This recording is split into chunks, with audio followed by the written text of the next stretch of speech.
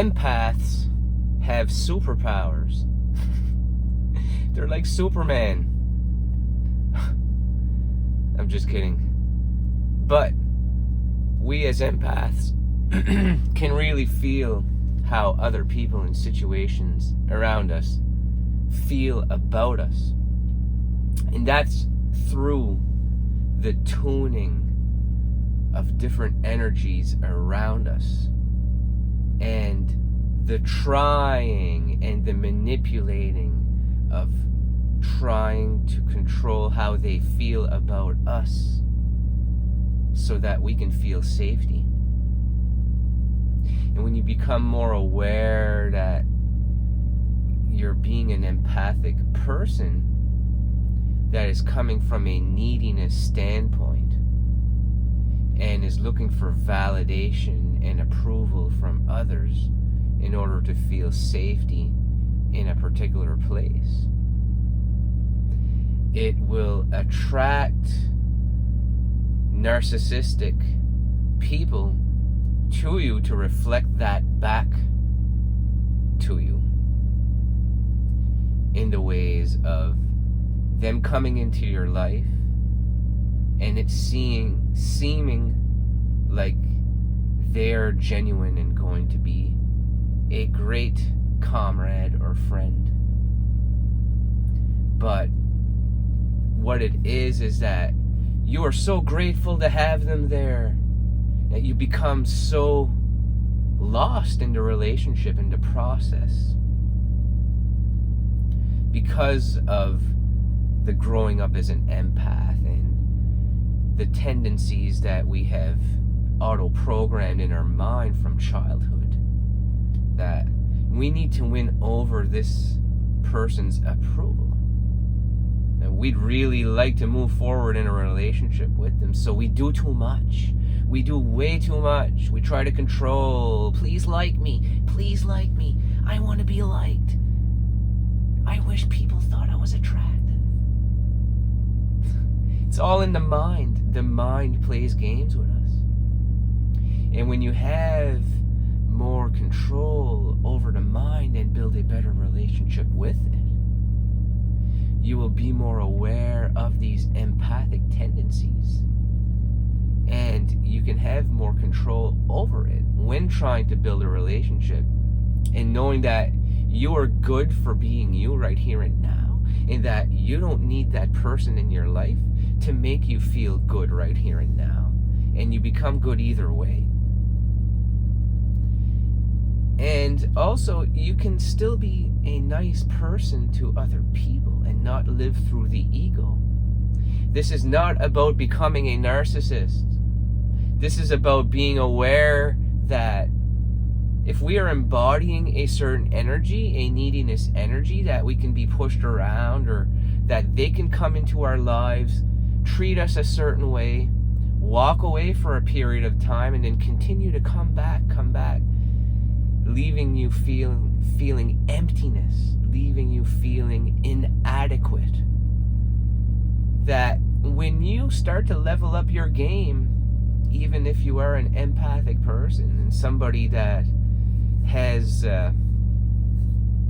anxieties or trouble dealing with new friends or comrades when you're building relationships, you become a stronger individual within your own body, and you start to take your frame back.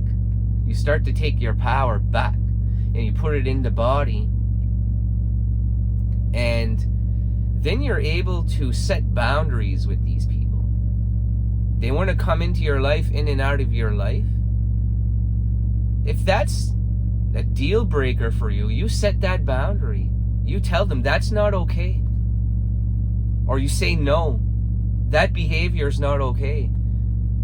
So, you have a relationship with somebody, and then you see them in a public place, and then they treat you like you don't exist. That type of behavior is not okay. People who truly want to be in your life, they will make effort in making changes, and they will make effort in communicating with you. They will make effort to be your friend in person. Not these narcissistic people who are trying to drain your energies because they can feel that there's energy to latch onto. So they look for people. What they do is they build a circle of people, because these people are very self-centered. They want validation from these circles of people, and when they don't get it from a particular person, they'll move on to the next person. And they'll just keep draining and draining and draining empaths and testing you. They're testing you to see how much they can get out of you before they leave the relationship, because they don't care. They have no empathic qualities. What they care about is, what could you do for them? That's what they care about. What could you do for me in this particular moment to make me feel better? Please tell me you like me. Tell me I'm attractive. And then they're gone. Give them the validation, and then they're gone completely from your life.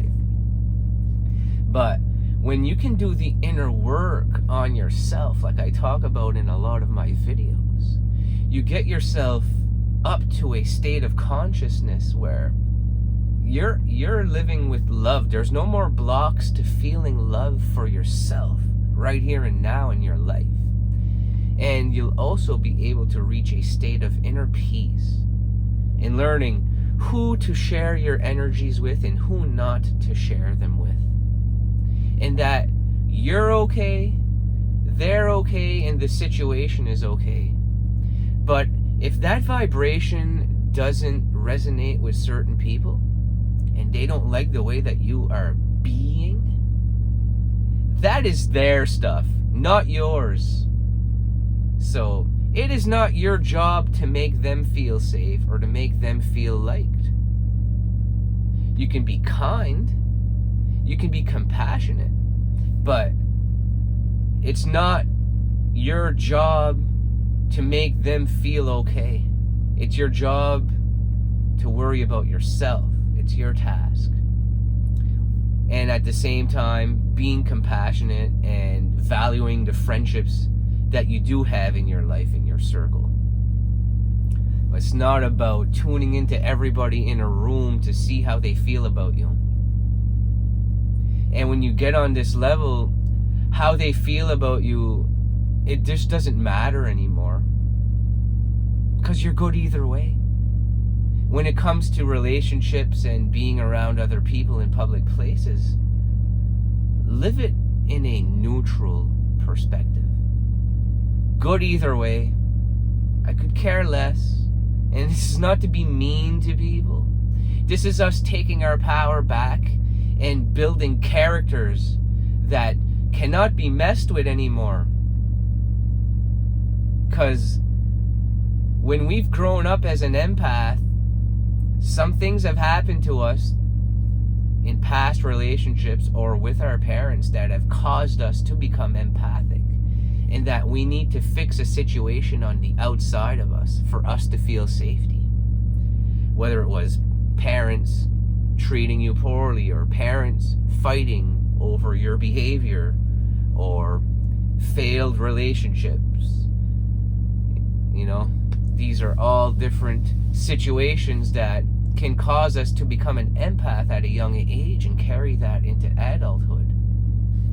So take the steps to trying to meditate this empathic energy out of the body and being more aware of it